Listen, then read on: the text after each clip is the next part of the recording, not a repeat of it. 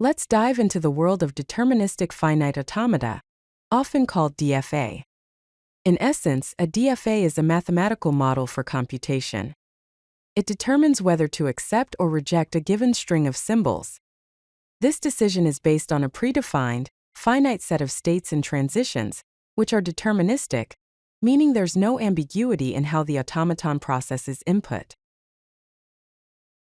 To formally define a DFA, we use a 5-tuple notation. M equals open parenthesis Q sigma, delta, Q0, F close parenthesis. Here's what each symbol represents. Q is a finite set of states that the automaton can be in.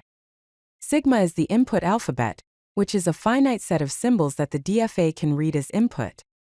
Delta represents the transition function.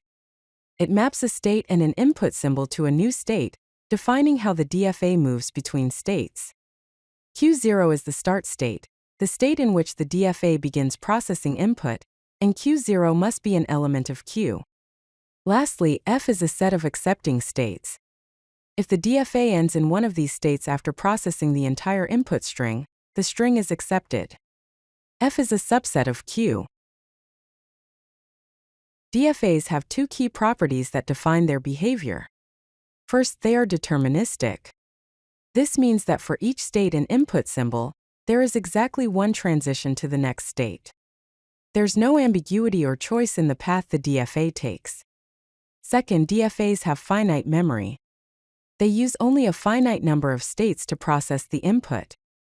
This limitation means they cannot remember arbitrary amounts of information. DFAs are often represented visually using state diagrams. In a state diagram, states are represented as circles, with the start state typically marked with an incoming arrow and accepting states indicated by a double circle.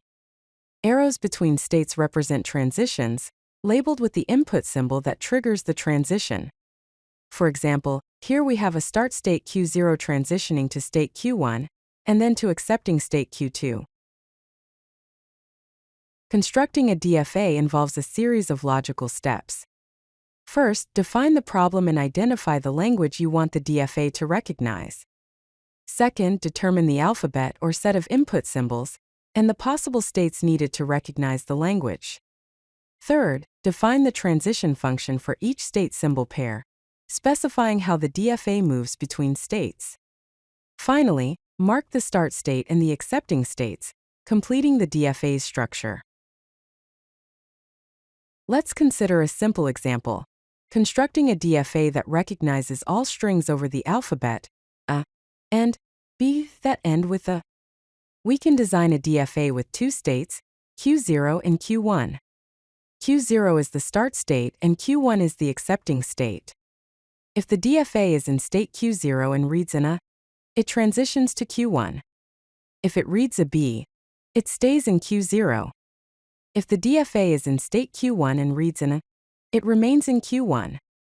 If it reads a B, it transitions back to Q0. This DFA accepts strings like A, BA, and BABA, because they all end with A. Another way to represent a DFA is through a transition table. This table lists each state and the corresponding next state for each input symbol. For our example of strings ending with A, the transition table would have 2 rows for states Q0 and Q1, and 2 columns for inputs A and B. Each cell indicates the next state the DFA moves to, given the current state and input. For instance, from state Q0, input A leads to state Q1, while input B leads back to state Q0. This table provides a concise summary of the DFA's behavior. In summary, a DFA is a fundamental model in computer science, characterized by finite states and deterministic transitions. Its formal definition involves a 5-tuple of states, alphabet, transition function, start state, and accepting states. DFAs have wide-ranging applications, including pattern recognition in strings and lexical analysis in compilers, making them a cornerstone of many computational processes.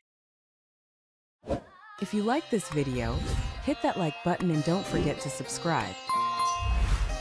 Visit CodeLucky.com for more such useful content.